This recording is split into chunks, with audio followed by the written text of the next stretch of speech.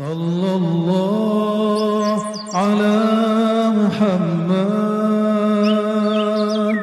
Sallallahu alaihi wasallam. Dan teman-teman pasti sudah dapat sanad talqinnya, bagaimana cara menghentakkannya dalam kolbu. Kok dari pusar ke ubun-ubun ke bahu kanan dihunjam ke jantung? Kan mirip-mirip sama agama sebelah tuh ya. Ya. Plus tapi panjang ke bawah ya. Enggak, beda. Ini beda. Kenapa mesti pakai titik itu? Supaya pikiran gak liar. Maka dibatasi dengan titik-titik latifah. Itu namanya titik latifah. Pusar sama dada ini sama-sama disebut akhfa. Pusar dan dada. Tapi sebagian orang coba gelitikin pusarnya, merinding gak badannya? Maka sebagian ulama kita mengatakan ubun-ubun dan pusar itu satu titik. Maka kullu jasad, zikir kullu jasad bisa dimulai dari ubun-ubun, bisa dimulai dari pusar secara fisik. Nah, itu perbedaan ahli thariqah ya, perbedaan manhaj. Makanya dimulai zikir la dari pusar, digetarkan dari situ, masuk ke alam ini alam apa di sini? Alam khayal, alam fikiran, supaya fikiran kita tidak memikirkan, saya maknakan, dibawa ke bawah kanan, supaya dia bisa seperti orang kalau mau memukul, dia perlu ini nggak? Tarik ke belakang nggak? Nah, itu namanya apa tuh? Ancang-ancang. Jadi dibawa ke kanan itu ancang-ancang. Ngawahan. Ah, dapat kosakata baru lagi. Dia ngawahan untuk dihentakkan ke dalam jantung supaya tembusnya tidak hanya di jantung tapi masuk ke dalam kolbu. Itulah zikirnya Syekh Ahmad Khatib Sambas, Qadiriyah Naqsyabandiyah. Sudah tenang kolbunya, dihentak, cukup zikir khafi, habis kalimah, sisalah ismul jalalah, Allah, Allah, Allah. Ya.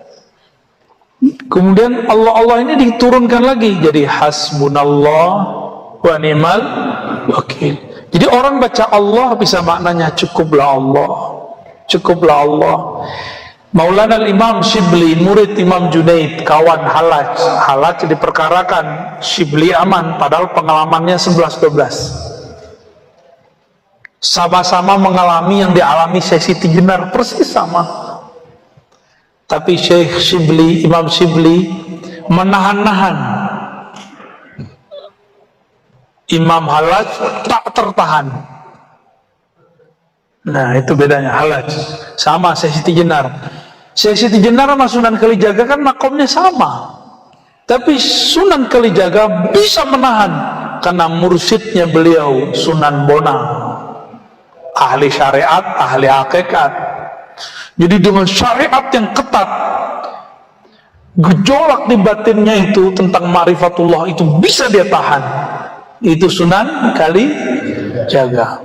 Syekh Siti Jenar enggak, dia bersyariat tapi ma'rifatnya lebih dominan. Udah jadilah, tapi enggak seperti di film-film Sunan apa Wali Songo ya, itu Wali Songo-songoan itu. Tapi bolehlah menghibur. Senang juga kita nontonnya dulu waktu kecil. Zikir itu sama lah, semua boleh ya. Lalu di mana orang berzikir? Nah, ini di bayan haqiqatit tauhid alladzi aslut tawakkul. Jadi tawakal itu ada ilmunya, ada amalnya, ada halnya. Ilmunya tasdik, bermakrifat. Amalnya kita ada usahanya, ada zikirnya, halnya nanti ada lain lagi ya. Coba lihat ini di paragraf 1, 2, 3. Nah, fanaqulu di ujung paragraf kedua. Fanaqulu lit-tauhid arba'u maratib. Ini bagian akhir yang mau saya bahas ya. Tauhid itu ada 4 tingkatan. Ketemu nggak? Ya. Lit-tauhid arba'u maratib. Tauhid ada 4 martabat. Masih kuat? Masih kuat? Dikit lagi ya, dikit lagi. Udah jam 10. Yang nggak kuat mungkin teman-teman saya nih. Antum kuat nggak? Kuat. Oke, kita lanjut ya. Hajar terus. Hajar aswad. Tauhid itu nggak ada batasnya. Tapi akal kita butuh analog, butuh pembagian. Maka mesti dibagi. Imam Ghazali kasih pembagiannya. Itu inti dari lafaz sebelumnya. Jadi lafaz sebelum kalimat yang barusan, intinya itu. Tauhid itu ibarat lautan samudra, tapi tidak punya tepian. Kata orang dia udah nyampe. Belum. Ini antum nih kalau meninggal ketemu Syekh Ahmad Khatib Sambas, tanya sama beliau, apakah engkau sudah sampai kepada ujung ma'rifat? Dia bilang, belum, masih jauh lagi. Pasti ngomong begitu. Kalau nggak percaya ntar saya bawa. Antum duluan ya, ada belakangan aja deh. Abu Yazid ngomong bersama, karena dalam ma'rifat itu satu nih, bismillah. Ilmu ma'rifat itu muncul kalimat ma'rifat. Contoh, la ilaha illallah. Ma'rifat pertamanya di sini apa? Martabah pertama yang disebut lubil lub, ya. Ayyakul al-insan bilisani la ilaha wa qalbu ghafilun. Ini ma'rifat munafik. Berkata seorang manusia dengan lisannya la ilaha, tapi kolbunya lalai. Ini makrifat munafik. Bahkan munkirun lahu katauhidil munafiqin. Ya, kalau ghafil disebut tauhidul ghafilin. Jadi kita bedakan dua. Ghafilin dia lalai, berarti kolbunya berpenyakit, masih bisa disembuhkan. Tapi kalau sudah munafikin, la dawa alaih, nggak ada lagi obatnya. Kalau sudah kena cap munafik, nggak bisa ada apa-apain. Tapi kalau baru nifak sughro, ghafil namanya, ghafilun, ya. Ini ma'rifat siapa? Nah, orang-orang inilah yang ngomong la ilaha illallah itu berat ya, zikir itu susah ya. Tuh, hati-hati, jangan ngomong begitu lagi. Itu munafik yang ngomong begitu. Kalimah ini emang berat. Sayyidina Musa ngomong, ya Rabb, beri dong zikir yang khusus, ma'rifat khusus. Kata Allah, qul la ilaha illallah. Ya Allah, kan Nabi Musa ini temenan sama Allah, kayak kalimullah kan. Ya, mau kapannya bisa ngomong sama Allah. Gak mesti naik ke langit, gak mesti. Kan Tuhannya Nabi Musa bisa diakses di mana-mana. Kalau Tuhannya seberang nggak, naik dulu deh. Apa kata Nabi Musa? Ya Allah, takhusni, khususkan dong, khususni bizikrin, zikir khusus dong. Apa jawaban Allah? Musa, ini kalimat kamu lihat ke langit dan bumi, lebih berat kalimat ini daripada langit dan bumi. Kaget Nabi Musa, dikasafkan oleh Allah, dilihat oleh Nabi Musa, la ilaha Allah ditimbang dengan langit bumi, lebih berat la ilaha. Makanya kalau benar antum talqin, kolbunya kayak dibor ke dalam. Kalau benar lo talqinnya, atau minimal berdesir gitu, tergantung kekuatan Ma'rifat yang Allah berikan kepada guru dan tasdik antum kepada guru. Gurunya ma'rifatnya udah oke, antumnya lemah, ya paling getar-getar dikit lah. Kalau kuat kejadian seperti kejadian pada guru dari guru saya, Husain Al-Lubnani, orang Syiah yang Zaidiyah, Syiah Rafidah yang suka menghujat sahabat Nabi, bahkan menghujat ulama sunni. Dia lihat di masjid orang lagi zikir la ilaha illallah, oh orang Naqsyabandi PA, gua kerjain ah. Dia masuk ke tengah-tengah orang zikir. Dia nggak tahu kalau orang lagi zikir tengah-tengah semuanya akan terbawa pusaran zikrullah, karena zikir itu bergelombang. Begitu zikir itu bergelombang, di langit begitu, di bumi sama, kita sebut gelombang elektromagnetik. Dia kosong, klong, pengen ngejek. Dia mulailah, oh zikirnya kepalanya gerak-gerak ya, gue gerak-gerak ah. Oh pejam mata ah. Dimulailah la ilaha, pas illallah, dia belum baca Allah udah hilang. Tiba-tiba dia diperjalankan oleh Allah, antara sadar dan tidak sadar, dia mati, masuk alam barzakh, digemplang sama Munkar Nakir. Lo ngejek orang zikir terus panjang lama nunggu, lalu bangkit, hari berbangkit, sampailah dia dihisap semuanya, dan dia menyaksikan kalimah yang paling berat, salah satunya la ilaha, sampai semuanya. Di situ kemudian orang selesai la ilaha illallah Muhammadur Rasulullah SAW, baru dia sadar. Orang cuma zikir sekitar setengah jam, 15 menit, 20 menit, tapi pengalaman rohani dia sudah sampai ke alam sana. Coba-coba ya, itu karena pusaran zikirnya kuat. Gak bisa renang, jangan coba masuk arus, tenggelam mente. Untung diselamatin, mursyidnya selamatin dia. Makanya dia salam langsung ke mursyidnya, cium tangan. Mohon maaf Tuan Syekh, aku sudah berniat buruk kepada majelis engkau. Izinkan aku belajar hadis. Kata Tuan Syekh, diizinkan, tapi syaratnya kamu belajar dulu nahwu shorof. Itu orang udah tua, baru belajar alfiyah, 6 bulan khatam alfiyah baru boleh belajar hadis. Kalau sekarang gak usah tinggi-tinggi, ujurumiyah aja deh, benerin, baru belajar hadis ya.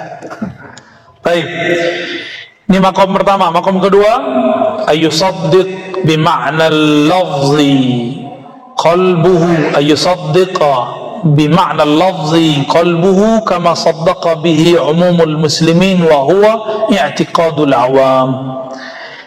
Lisannya baca, qalbunya membenarkan, dan itu juga capek. Tidak ada Tuhan selain Allah, tiada yang bersembah kecuali Allah. Ini namanya zikir ahli kalam, ahli sifat 20 sampai di sini doang.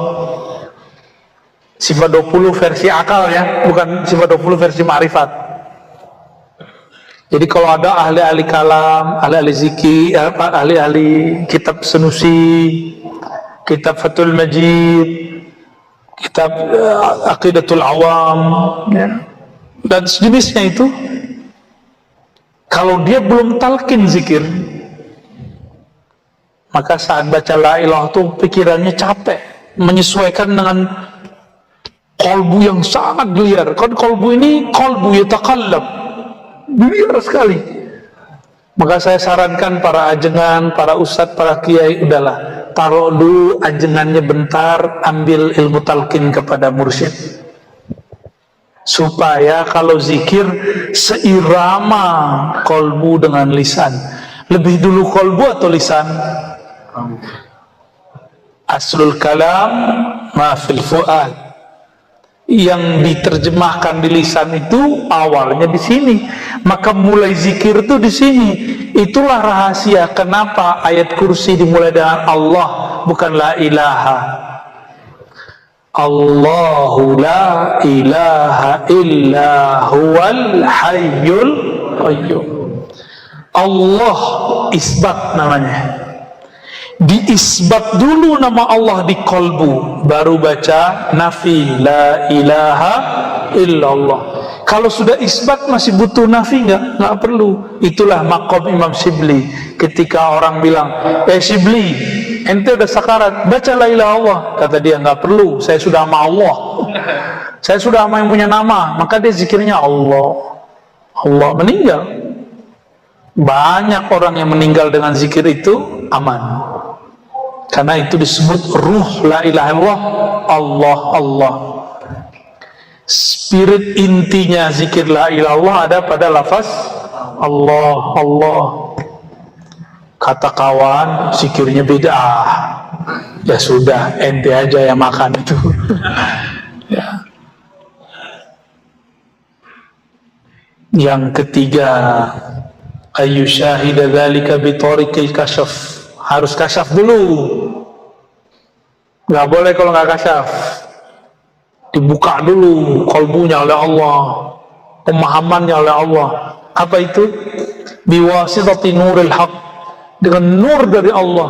Wa maqamul muqarrabin, ini sudah maqamnya para wali muqarrabin. Jadi syaratnya apa? Kasyaf. Bi ayyara asya kathira walakin yaraha ala qasratiha sadiratun anil wahidil qahhar. Dia melihat alam tapi yang terlihat oleh dia sumbernya. Maka zikirnya di halaman setelahnya nanti ada, tapi saya ringkas saja.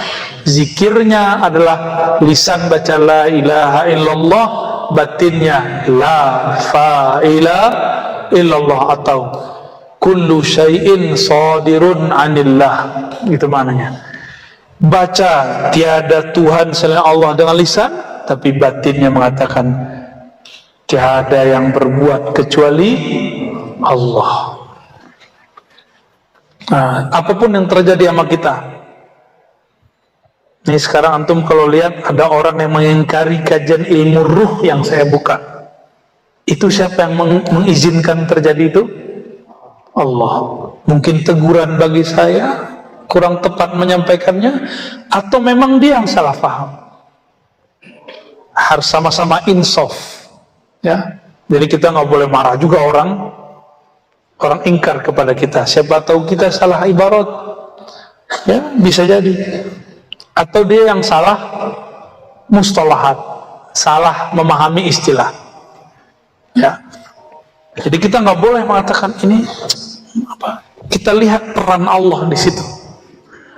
Ciri-ciri orang yang sudah sampai di makom ini insaf. Apa arti insaf bahasa Arab? Sadar diri, tidak pernah menyalahkan orang. Biasanya begitu. Mulai muncul kesadaran batin. Dan yang kedua, rahmah. Orang ini rahmahnya lebih besar daripada buhutnya, bencinya. Orang ini husnuzonnya lebih tinggi daripada su'zonnya. Nah ini. Dan orang-orang makom ini tidak berbicara kecuali dengan ma'rifat. Ini aja sudah 7 samudra, nggak habis-habis menceritakannya. Tapi kita cut sampai di situ.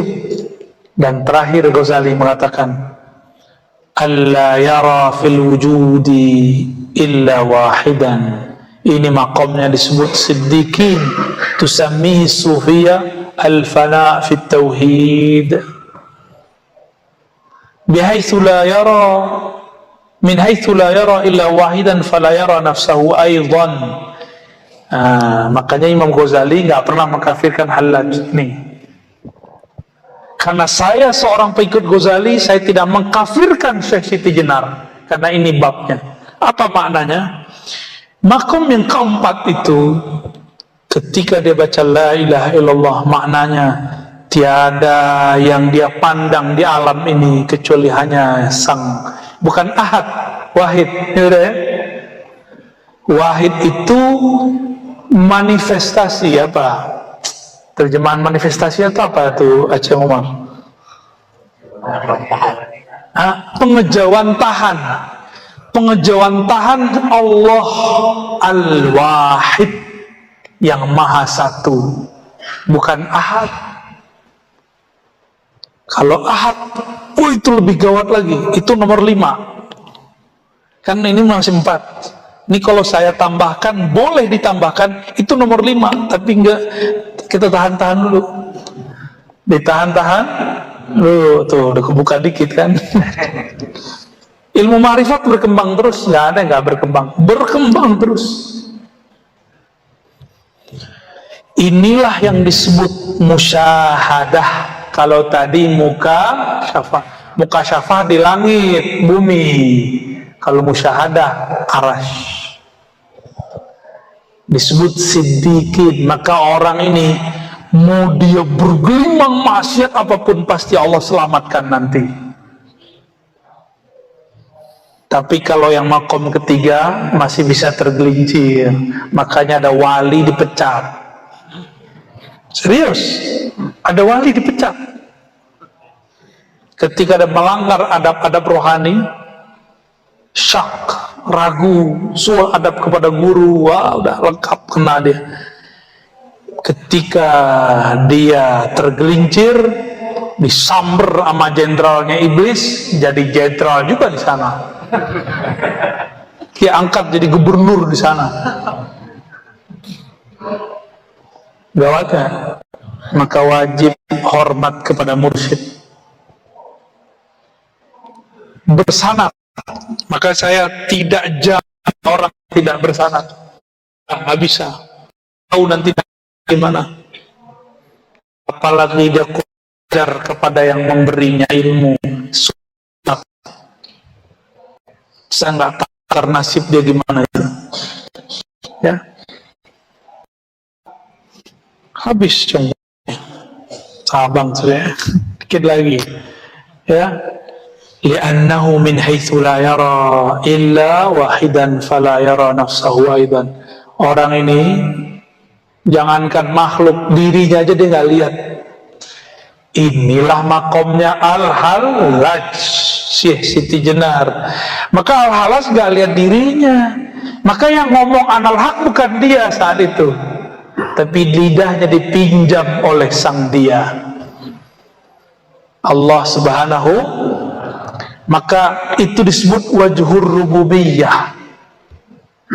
Rububiyahnya Allah bertajalli pada tubuhnya, bukan pada tubuh, pada dirinya Hallaj.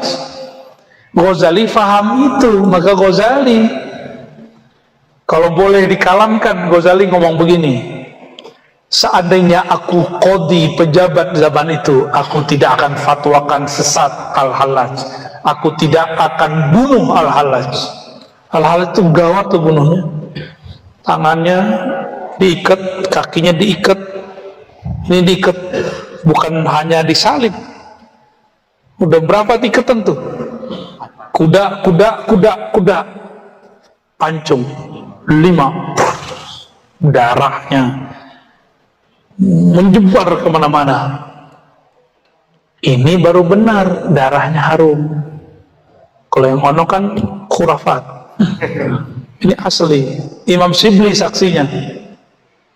Imam Shibli kan gak bohong, bahwa darahnya masih terdengar oleh ahli kasyaf, berbunyi Allah, Allah, Allah. Karena cintanya Al-Hallaj kepada Allah sudah mendarah daging, maka nama Allah tempat mengalir, nama Allah itu dalam tubuhnya. Allahnya nggak dalam tubuh dia, nggak. Allah kan nggak bertempat. Ini makomnya ini fana. Setelah fana kan ada bako. Halat itu masih di fana terus, belum ke bakoknya. Guru dia Al-Junaid di bako. Maka gurunya bilang, maka bakoknya orang syariat, fana itu orang hakikat. Digabung disebut Al-Muhammadi. Ya, makanya Imam Ibrahim Al-Khawas kata Sya'rani Al-Muhammadi, syariat dan tarekat hakikatnya stabil, balance. Ya, Halat tuh lagi duduk begini, dia lihat muridnya ada yang mewarisi Nabi Isa, dia panggil, kamu Isa. Jadi dia nggak menyebut orang. Salah fahamlah para pendengar, dikira itu reinkarnasi. Padahal dia nggak ngomong reinkarnasi, dia ngomong kamu pewaris Nabi Isa, tapi dia bilang langsung kamu Isa, kamu Musa, kamu. Itu kejadian pada zaman Al-Hallaj. Disebutkan kisahnya oleh Imam Zahabi dalam Syiar A'lamin Nubala. Imam Zahabi punya dua pendapat, ada yang baiknya, ada yang negatifnya. Wah, ini panjang kalau diceritain, saya tutup aja deh.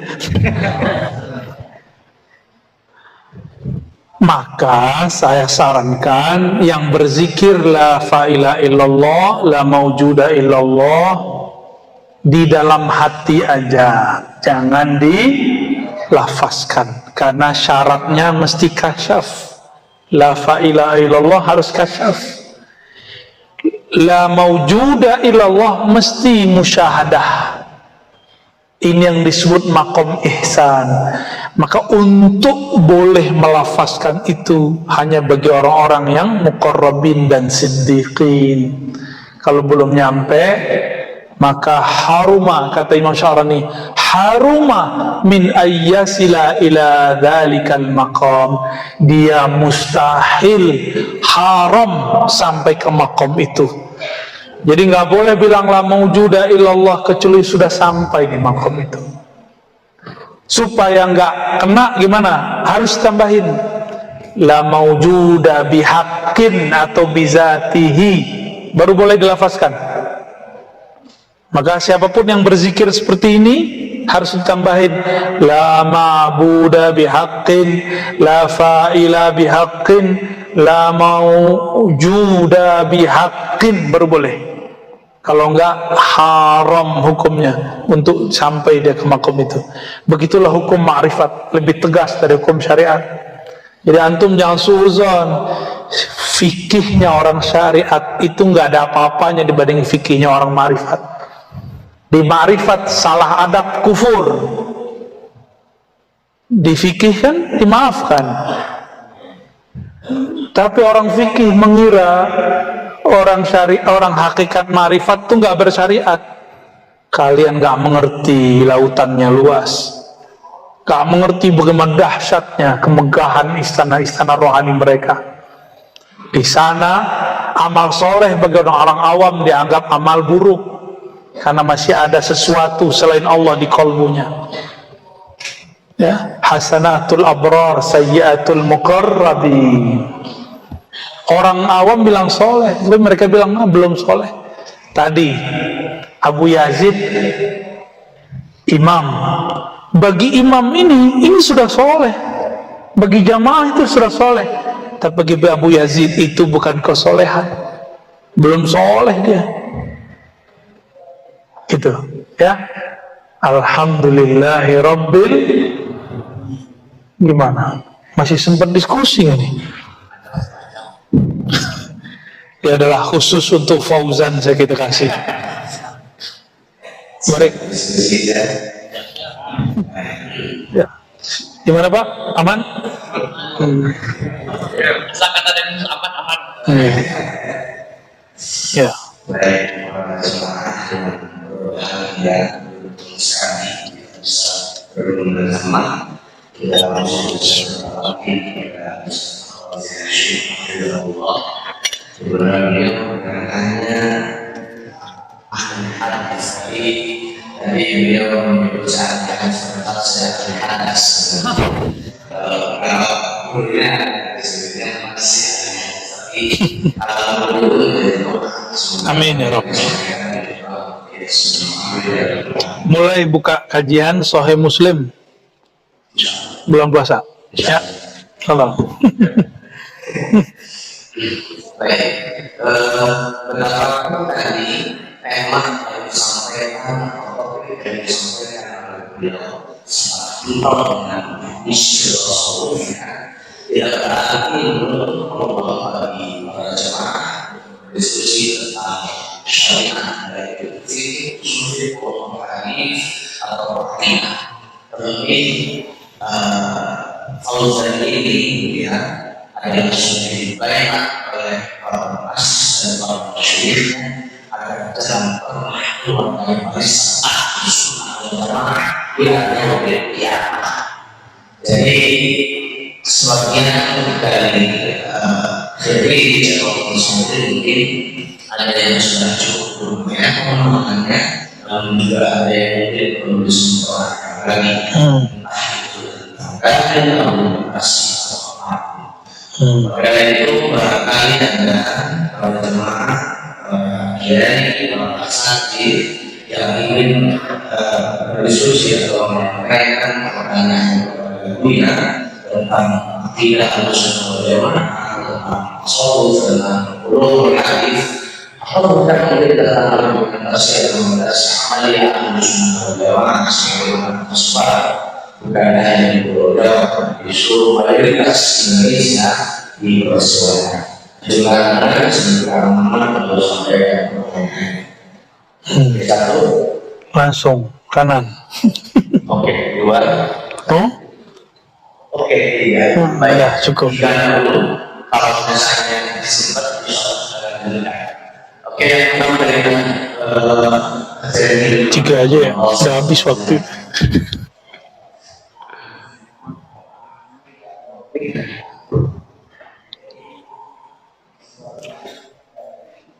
Kitab Afan di atas. Ya. Taruh sini aja. Ya. Taruh sini aja. Jangan di bawah. Ya. Kitabnya jangan taruh di bawah ya. Naik ke atas. Ada nama Allah dalamnya.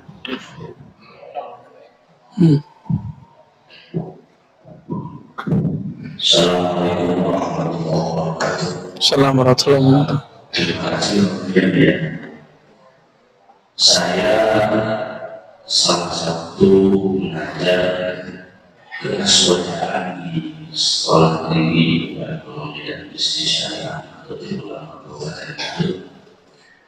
Kemarin kita banyak berdiskusi tentang perbandingan akidah Ahlussunnah wal Jamaah dengan Wahabi.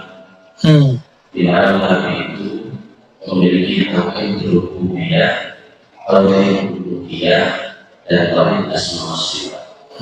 Saya terus terang belum begitu memahami tauhid ini karena mohon penjelasan perbedaan yang memang aslinya menjadikan kita ini beda dengan Wahabi. Wahabi itu Ahlussunnah wal Jamaah, tapi tidak sama. Ya. Membid'ahkan aja. Ya.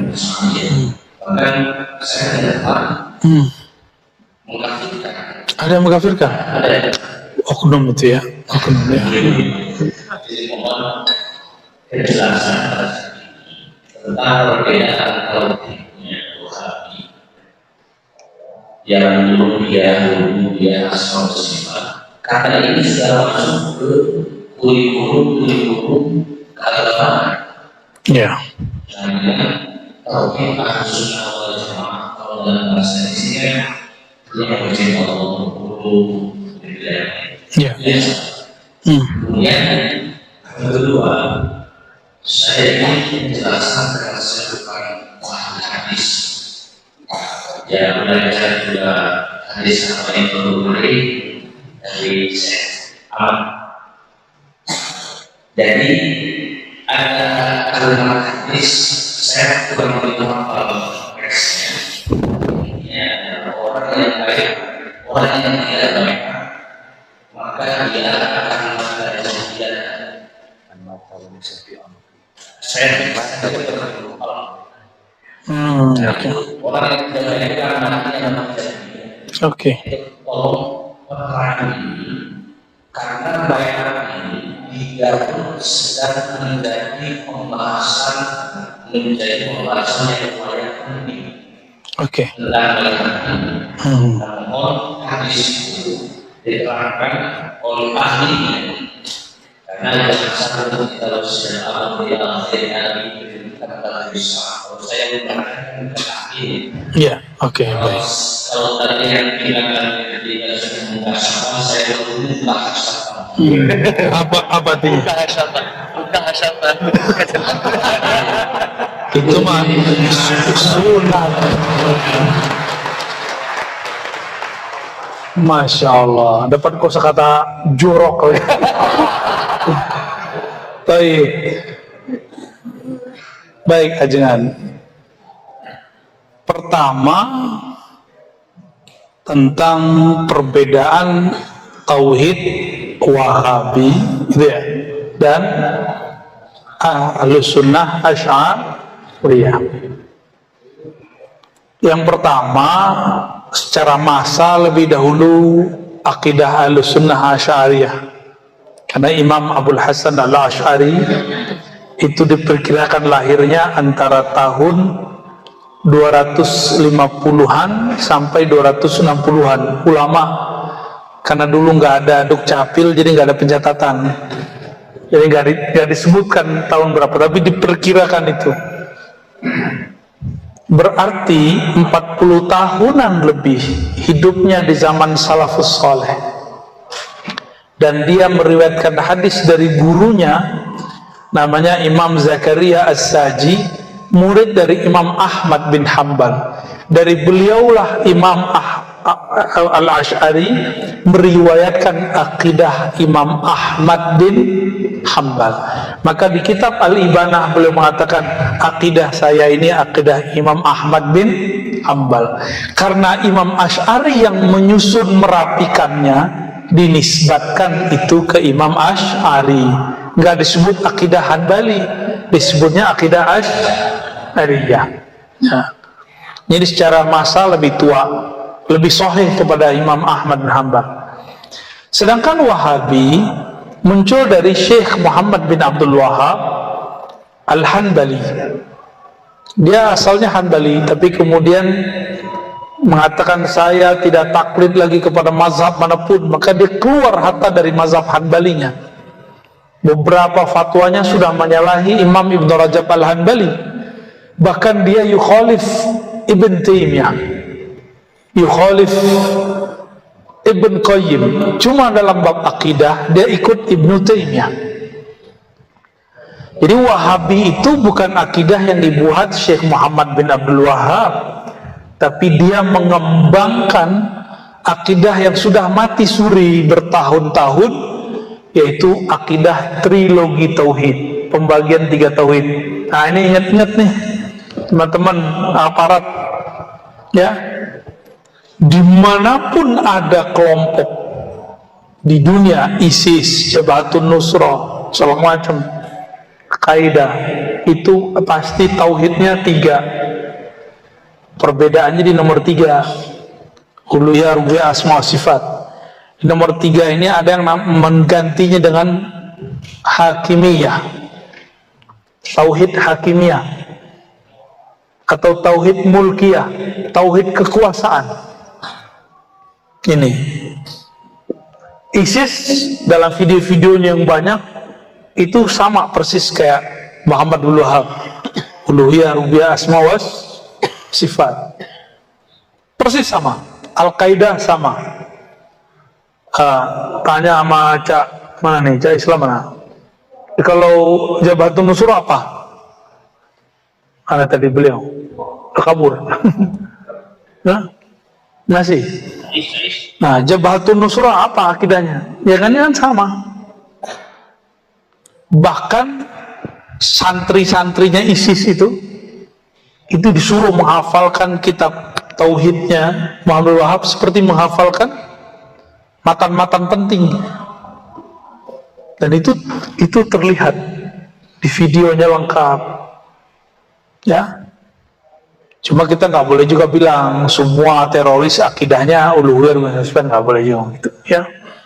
Itu terlalu membabi buta, ya. Karena banyak juga yang yang berkeyakinan 3 ini, dia cuma pengen bener tapi dapatnya guru begitu. Cuma jadi teroris fikih atau teroris fikih. Bid'ahin orang mulu kalau masuk masjid. Jadi dia neror orang mulu, bidah. Tapi itu bukan teroris, ya. Itu bukan, tapi potensinya ke sana sangat kuat. Sangat kuat. Klik dikit kalau nggak punya guru lewat ya. Kita berdoa teman-teman kita yang berkeinginan begitu jangan nyebrang lagi ke sana. Itu gawat itu. Hatta Syekh bin Bas, Syekh Rabi' Madkhali itu yatabarra min haula'i al-khawarij. Itu Syekh bin Bas. Kalau sekarang kan Rabi' Madkhali, itu murid dia yang jadi guru besarnya ISIS. Maka dia yatabarra, cuci tangan, berlepas tangan dari muridnya itu. Jadi ada seorang murid dia, Madkhali ini Salafi Madkhaliyah yang ada di Madinah. Nggak tahu masih hidup apa enggak ya. Nah, apa yang dimaksud uluhiyah, rububiyah, asma sifat? Uluhiyah itu kata mereka, kata Ibnu Taimiyah dalam Majmu' Fatawa dan kitab-kitab akidahnya, keyakinanmu bahwa yang berhak disembah hanya Allah. Maka menyembah Allah itu tauhid ibadah. Kayaknya biasa ya. Ini ada yang belum biasa. Ulang dulu ya. Ini masih sama nih. Yang kedua tauhid rububiyah. Rububiyah ini kata dia tauhidnya para filosof, tauhidnya musyrik, tauhidnya Asy'ari, tauhidnya Maturidi, tauhidnya Batini, tauhidnya Sufi, tauhidnya musyrikin. Ini yang paling aneh. Gimana? Tauhid musyrikin. Itu saya juga ngulang-ngulang baca kitabnya. Tauhid orang musyrik, gimana ceritanya? Itu akibat Ibnu Taimiyah kualat ma'alim mantik. Dia kan mengharamkan memantik, lalu membatalkannya buat kitab baru, Ar-Raddu 'alal Mantiqiyyin. Akibatnya itu, kata tauhid digandeng sama musyrik. Tauhid orang musyrik.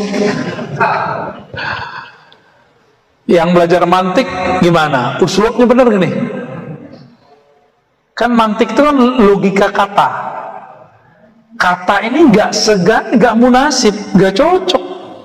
Tauhid orang musyrik. Inilah keganjilan syuzuz Ibn Taimiyah yang diambil oleh Muhammad bin Abdul Wahhab. Ya ghafarallahu lahum. Semoga Allah ampuni. Mereka kan sedang berijtihad keliru. Tapi kata-kata pedasnya di mana? Inilah tauhid orang musyrik, tauhidnya Asy'ariyah, Maturidiyah sama. Tauhidnya ahli kalam, tauhidnya sufi, tauhidnya falasifah, Aristoteles. Jadi antum yang belajar sifat 20 itu sama kayak orang musyrik tauhidnya versi Ibnu. Baru tauhid rububiyah. Itu sebabnya kata Ibnu Taimiyah, kenapa sufi nyembah kubur bisa nyembah Allah. Tuhannya banyak, bisa bertawasul. Bagi Ibnu Taimiyah tawasul itu syirik. Makanya Soleh Fauzan, saya berulang sampaikan, kitab dia diajarkan di pesantren modern di Indonesia sekarang. Saya berharap para kiainya mengkaji kembali. Ini berbahaya para kiai, berbahaya. Nunggu meledak aja ini. Apa kata dia? Tawasul itu syirik akbar. Kalau tawasul syirik akbar, pelakunya kafir akbar. Kan begitu, walaupun dia nggak tulis. Bener nggak? Gawat ini kitab. Mungkin itu kali yang untuk maksud tadi ada Wahabi mengkafirkan Asy'ari, Sufi. Tapi itu oknum ya. Mereka cuma berani sampai di situ. Tapi dia nggak memikirkan akibat ngomong begini. Itu sebabnya di IPB, India, Pakistan, Bangladesh, majelis sholawat yang ada tawasul dibom. Ya, IPB itu dibom. Jangan sampai nanti negeri kita begitu, karena negeri ini sekarang menjadi surga sholawat. Sudah dimadinahkan oleh para wali-wali kita ini. Insya Allah dijaga Allah lah negeri ini, berkah sholawat. Berkah sholawat bukan karena ada Densus, bukan karena ada TNI. Serius, aneh ngomong pahit-pahit. Karena berkah sholawat ada kasih sayang dari hati para kiai, diterimalah Densus masuk, ya nggak? Kalau nggak ditolak. Serius. Mereka para kiai ini kan dulu sampai semuanya termasuk saya kan dulu berpikir buruk kepada polisi. Hampir semua kita berpikir buruk ke polisi, benar nggak? Tuh kan angguk semua kan? Apalagi orang Garut, aneh tahu lah. Ya, punya sejarah kelam dengan aparatur negara. Tapi karena sholawat Nabi itu rahmatan lil alamin, lembut kalbunya, mulai dia berprasangka baik kepada orang, mulai dia mencintai negeri ini, mencintai negeri termasuk lembaga-lembaga vital di negeri ini. Salah satu lembaga vital di negeri ini adalah para askarnya, para kismul amninya yang menjaga keamanannya. Maka saya nyatakan, yang jaga negeri ini saya support mereka.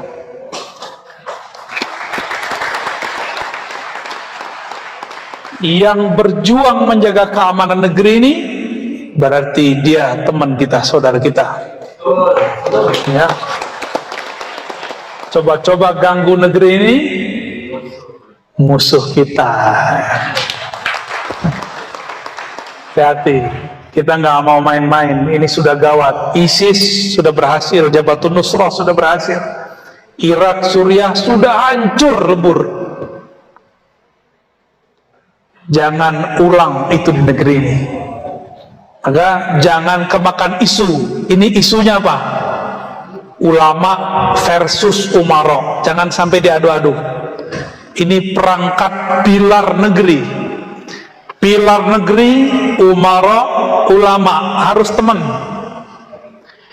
Maka umara ini kan, mohon maaf nih para aparat nih, kiai-kiai itu menjaga marwah, nggak boleh sering-sering datang ke antum, ya, sering-sering aja datang ke pesantren ya. Sepakat? Saya senang sekali malam ini karena beliau mau nemenin. Kalau nggak datang Pak, saya nemenin mereka. Alhamdulillah mereka datang. Ya, alhamdulillah. Berarti bukan hanya sekedar tugas atasan, tapi emang hati nuraninya pengen dekat dengan para kiai. Alhamdulillah Rabbil. Semoga saya bukan lebay, tapi semoga ini beneran. Amin. Ya, beneran kan nih Pak? Insyaallah ya. Tolong diluruskan teman-teman hatinya. Bukan hanya tugas negara. Antum ini syafaatnya nanti bukan dari presiden. Syafaatnya nanti dari kiai. Ya. Karena kiai punya sanad kepada Rasulullah sallallahu alaihi wasallam. Walaupun birokrasinya panjang. Ya. Kembali ke tauhid rububiyah. Tauhid rububiyah itu dianggap oleh kelompok Wahabi tauhid di luar mereka. Di luar mereka baru sampai tauhid tauhid pertama dan ketiga belum ada yang menyempurnakannya kecuali mereka. Itu keyakinan teman-teman kita Wahabi Salafi. Yaitu ijtihadnya mereka, nggak usah marah-marah juga, biarin aja ya. Ya, saya nyampein begini kan gak ada muka kesel kan? Ada dikit ya. Ini perbedaannya. Jadi mereka nganggap kita ini belum tauhid uluhiyah karena masih suka tawasulan, suka tabarukan kan? Seharusnya mereka itu nggak pernah berobat kalau sakit. Ya. Karena itu tabaruk sama dokter. Bahasa lainnya kan sama aja. Ke kiai didoain air, dikasih daun, ke dokter dikasih resep, sama aja, sama kan? Kenapa ke kiai gak boleh ngambil berkah, ke dokter boleh ngambil resep? Emang lebih berkah dokter daripada kiai? Enggak, kan gak begitu. Yang ketiga tauhid asma dan sifat. Asma dan sifat versi mereka tidak boleh mentakwil mutlak terhadap sifat dan nama Allah. Jadi kalau disebut yad, tangan secara bahasa ya tangan, tapi tangan Allah berbeda dengan makhluk kecil, Allah tangannya gede.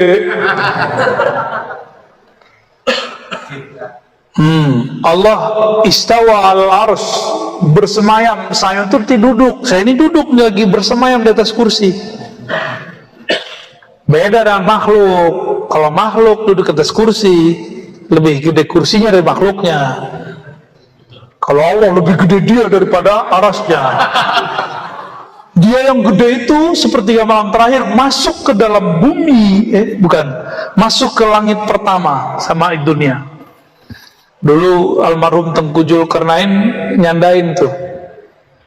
Berarti Allah ngisut dong, nyandain mereka. Ya juga ya, benar gak? Allah kan maha besar. Di mana kesalahan semua ini? Allah itu wujudnya wujud benda atau bukan benda? Benda bahasa Arabnya jisim. Kullu jismin mutahayyizun, gitu kaidahnya. Setiap jisim mesti bertempat. Kayaknya itu pertanyaan doang nih, antum doang ya, yang lain gak usah habis. Udah mau habis. Setiap benda mutahayyizun, setiap jisim mesti bertempat. Malaikat itu jisim, namanya jisim nurani, jisim cahaya. Kita kan punya darah, mereka punya juga, tapi bukan darah fisik, bukan darah air, ma'i, darahnya darah nurani. Ini istilah aja, istilah disama-samain, dikiaskan. Mereka punya tubuh juga, makanya disebutkan dalam surat Fatir, uli ajnihatin masna wa thulatha wa ruba'. Ya, itu malaikat punya sayap, ada dua, tiga, empat. Itu bukan ayat poligami, itu bukan. Ya, itu ayat tentang sayap.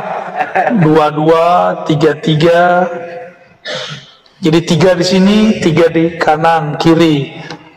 4 di sini, 4 di begitu, 8 jadinya. Malaikat masih butuh tempat. Tempat yang paling sering dikunjungi majelis ta'lim, majelis zikir. Ke tempat itu kalau orang kasyaf tuh ngeliat tuh ada yang turun naik tiap hari. Maka pesantren itu diberkahi karena malaikat naik turun. Tapi tempat yang paling diberkahi lagi, tempat Allah menjawantahkan nama dan sifatnya, fiilnya, dan itu mesti pada wali atau seorang nabi. Ya, kembali ke sini tadi, asma dan sifat. Ini muskilah mereka.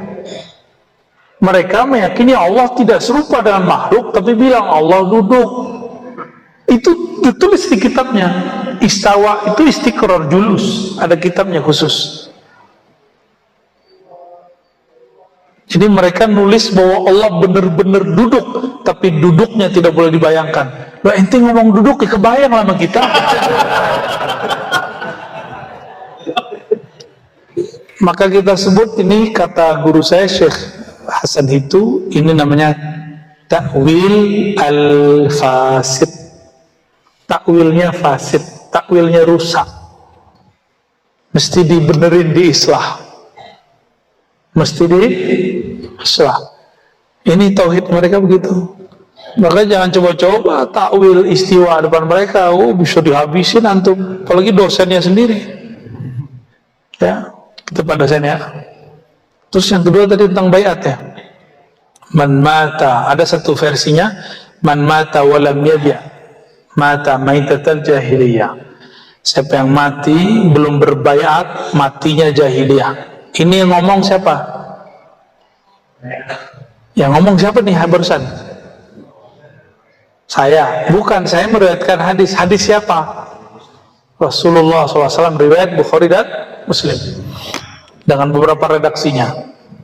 Nabi itu kadang jadi seorang suami, kadang jadi guru, kadang jadi panglima perang, kadang jadi direktur zakat, kadang jadi seorang pemimpin.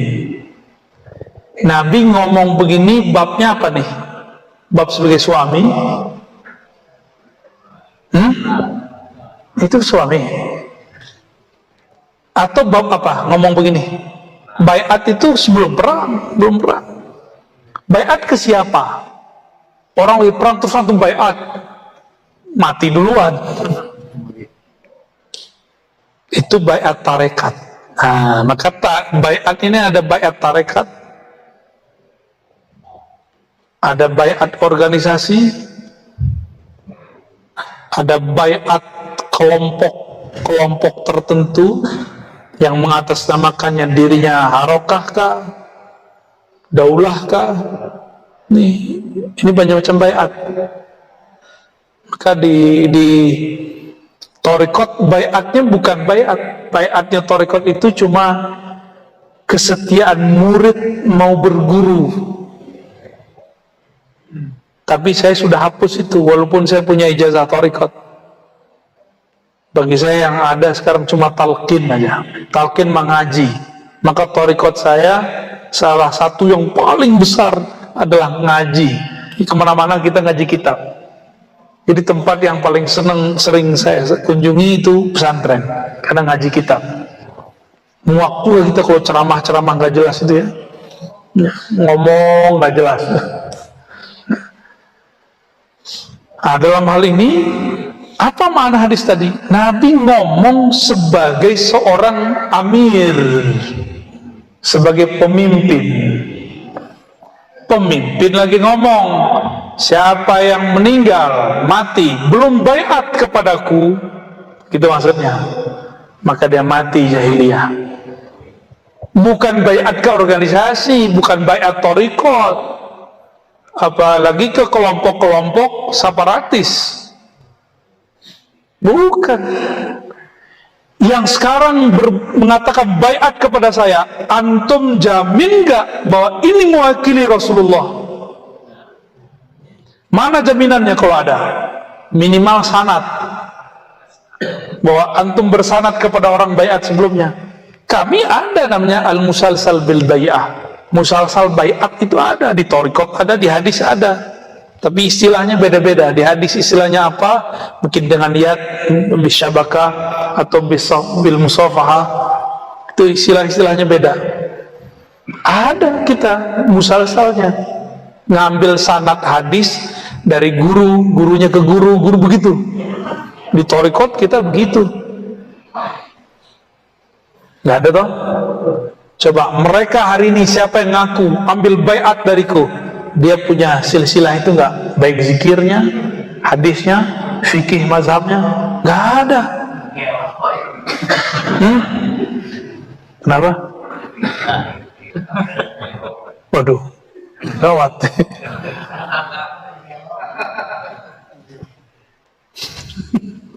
Kayaknya sakit hati juga ya.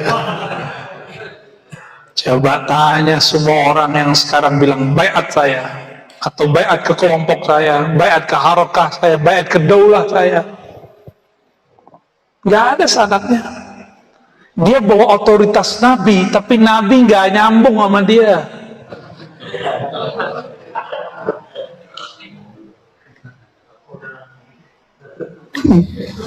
Oh, ngaku Nabi. Dia sudah berbohong atas nama Rasulullah. Bukan itu baiatnya.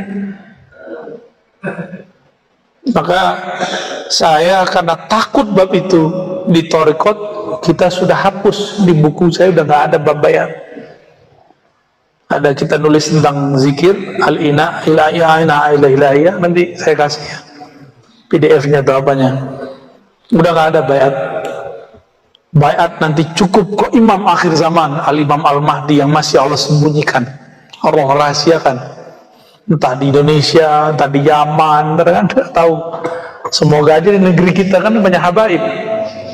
Makanya saya hormat kepada habaib, semua habaib, meskipun berbeda pandangan politik. Karena saya khawatir nanti di fam-fam mereka ada keluar al-mahdiyin, Ya, itu rahasianya. Dan ingat ciri-ciri bughat akhir zaman, pemberontak akhir zaman, mereka membenci zuriat Rasulullah Sallallahu Alaihi Wasallam. Karena Dajjal itu tahu Al-Mahdi lawannya zuriat Nabi. Al-Mahdi minni min waladi Fatimah. Al-Mahdi itu keturunanku dari Fatimah.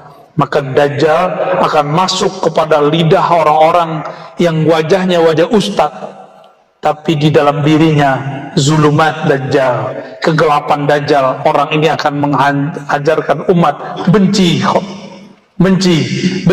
tidak percaya kepada zuriat Rasul Sallallahu Alaihi Wasallam. Ya, zuriat Rasul ini kan banyak di negeri kita. Ada yang Habib, ada yang Sayyid dan segala macam. Ya.